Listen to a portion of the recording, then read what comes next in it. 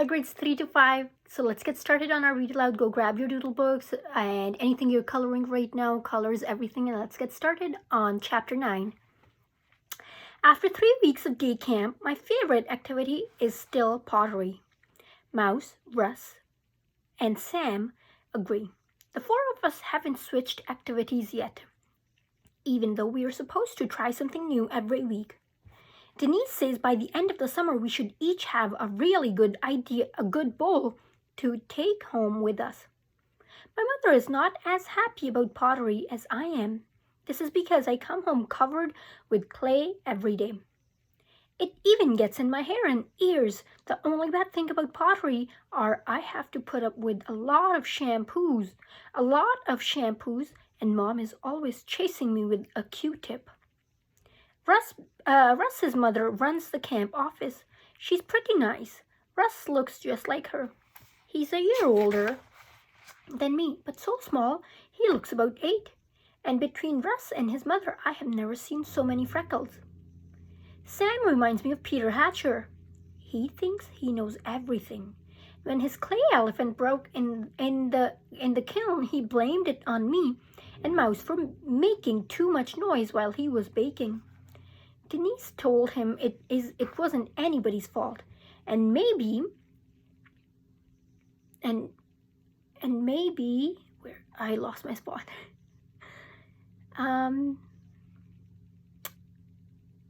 Where making so much noise while it was baking. Denise told him it wasn't anybody's fault, and maybe he felt too many cracks in his elephant because besides breaking in half, one tusk also fell off.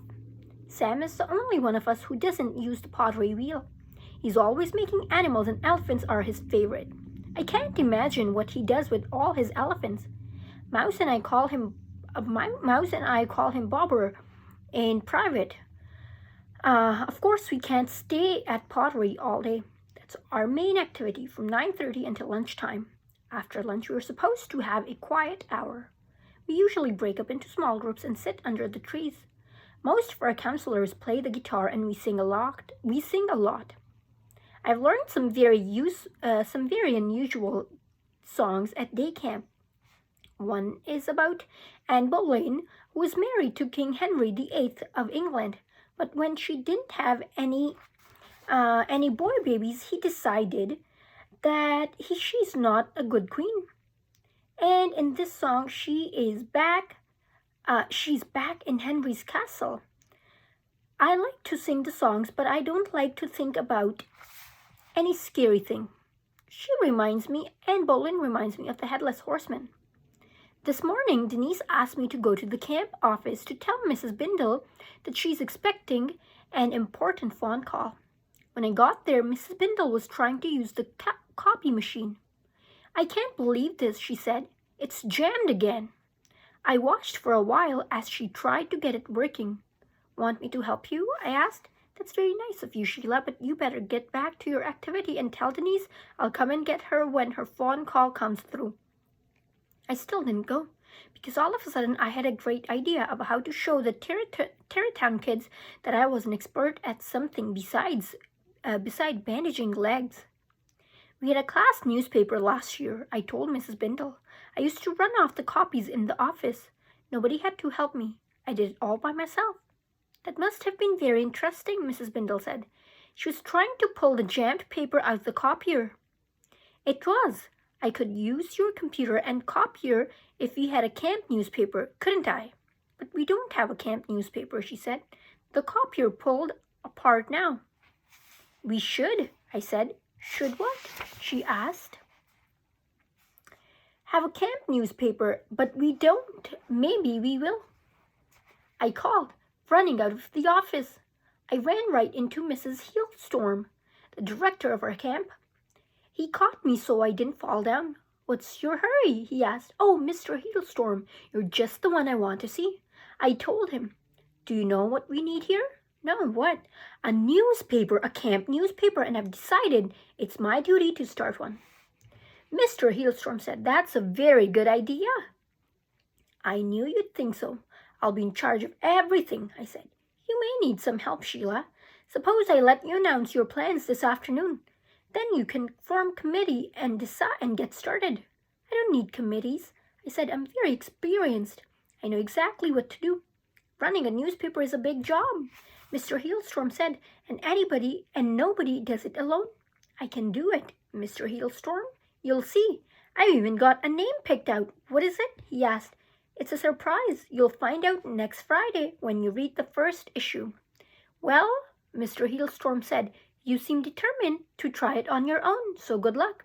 Oh, thanks, Mr. Hailstorm. Thanks a lot. I ran back to Pottery and told everybody about our camp newspaper. When is it coming out? Mouse asked. On Friday, I said, and I'm going to be very busy between now and then. I may have to skip Pottery, you know. It's a big job to put out a newspaper all by yourself. That's just what I was thinking, Denise said. What you need is a committee. Maybe you could get a reporter from each group to tell you what's going on. I'll help you, Mouse said. I'd like to be a reporter. I don't need any reporters, I told everyone. I can do all that by myself. But if I'm a reporter, we can work together, Mouse said. We can be a team. It's my idea, and I'm doing everything, I told her. Well, if that's the way you want it to be, that's the way you want to be about it, Mouse said. I could tell that Mouse was wishing she had thought up the idea of having a camp newspaper, and Russ and Sam were really surprised that I knew so much about it. Is my mother going to type it into the computer for you? Russ asked. Of course not, I told him. I know how to use a computer. That night I wrote my first story. I called it Bobar Strikes Again. It was all about Sam Sweeney and his clay elephants, but of course I never mentioned him by name. Starting the next morning, I made my rounds of all the activities. I carried my pad around with me and kept a pencil tucked behind my ear. I jotted down all kinds of interesting things and stories, ideas, such as Libby the Dancing Queen, and the real reason Denise goes barefoot. I discovered that at lunch. I was crawling around listening to bits of conversation when I noticed the bottoms of Denise's feet. She was sitting on the grass, leaning against a tree. The bottoms of her feet pointed up. I don't know how I ever missed seeing them before. They're covered with warts. No wonder she doesn't wear shoes. The next day was very hot, and as I walked around from activity to activity, I wondered what Mouse, Russ, and Sam were doing at Pottery. I didn't come up with any new story ideas as I wrote a weather report, arranged a list of do's and don'ts about the camp bus, and made up a crossword puzzle of counselors' names. I offered a prize to the first person to hand it in with all their right names. On Thursday, I went to the office to type the first edition of my camp newspaper. I figured it would only take a few minutes, and then I could go back to Pottery. I was starting to miss Mouse and my regular camp routine. Mouse and Russ were probably having a lot of fun with the pottery wheel, and with me out of the way, they'd each have extra turns. But Mrs. Bindle said she was having a very busy day and couldn't possibly give up her computer. I have to use it, I told her. I have a newspaper to get out. Well, I'm sorry, Sheila. She went back to her work. After a minute, she looked up at me and sighed. Tell you what, she said. We have an old typewriter in the closet. I could let you use that. Thanks, Mrs. Bindle. But after typing for the longest time, I was still working on my story, and the waste basket was full of my mistakes. That's when Mrs. Bindle suggested I handwrite my newspaper. I said that was fine with me because everyone in New York knows I have the best handwriting in the whole 4th grade. And you'd better use a stencil, Mrs. Bindle said, because our copy machine is down again. I'm waiting for the repairman to fix it. A stencil, I said. What's that? It's what you need to use the old machine. What's that? It's what we used in the old days before we had copy machines. I helped her dig it out of the closet. It looked even older than a typewriter. I found out pretty fast that it's not so easy to write your best on a stencil. I kept goofing and none of my lines came out straight. They all ran downhill. I threw away the first 2 stencils, made up my mind that the third one would be it, no matter what. Across the whole top of the page, I printed News Update by Sheila the Great. That looked really neat, except it took up a lot of room. So by the time I got to my crossword puzzle on the bottom of the page, I had to make it very small. I think I spelled counselor wrong, but you can't erase when you're using a stencil, so I had to leave it that way. By the time I finished drawing little pictures of all our activities along the side margin of my newspaper, it was time to go home, and I was glad. On Friday morning, I was ready to use the special machine. I thought I'd zip out the 75 copies I needed and still make it back to Pottery.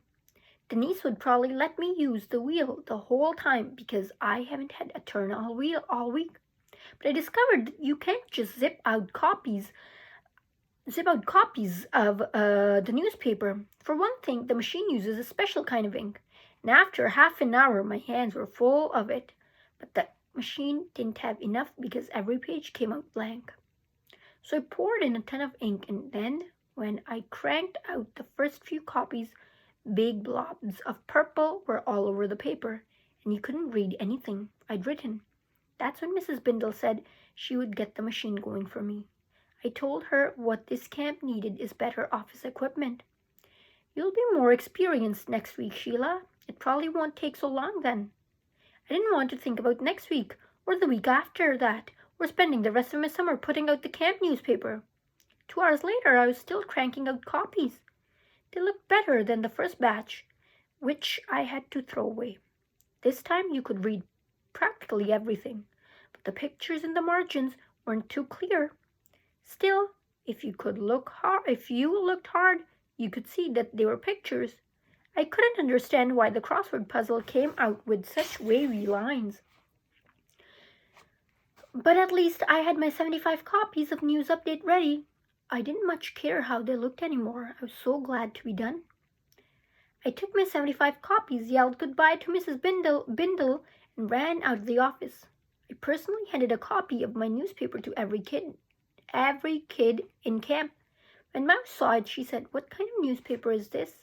And I said, "What do you mean by that?" She said, "I never heard of a newspaper that's handwritten. It doesn't even look like a newspaper to me." "Well, that's how much you know." I told her, "Anybody can type out a newspaper. It takes a special talent and a lot more work to handwrite one." What are these funny smudges up and down the side of the paper? Funny smudges? You must need glasses. Anyone with eyes can see their pictures of our camp activities. No kidding, Mouse said, looking closer. All I see are ink blots. You better have your eyes examined, I told her. Everyone else in camp knows that they're pictures. That's when Russ came up to me and said, "Hey, Sheila, why didn't you get my mother to help you? Then you wouldn't have gotten your papers all smudged up." Before I had a chance to say anything, 2 big boys walked over to us and handed me the finished crossword puzzle. "Okay, Sheila the Great," one of them said. "What's the big prize?" That's when I realized I didn't have a prize to give. I was so sure nobody would be able to figure out my puzzle. "Well," the other boy said, I had to think fast. How would it look if Sheila the Great didn't have a super prize to give?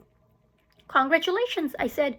"You're both very lucky. Very, very lucky. Very, very lucky." "So what do we win?" they asked. "You win the camp newspaper. That's what you win. Next week you get to run it all by yourself. Unless, of course, you feel you need a committee. Most people aren't able to run newspapers by themselves." "Some prize." "I knew you'd think so," I told them, smiling at Mouse and Russ. That night, I made up my mind that the next time I think of such a great project, I will be the boss and my committee of workers will do everything else. The end. I will see you next time in Chapter 10, Grades 3 to 5. Bye.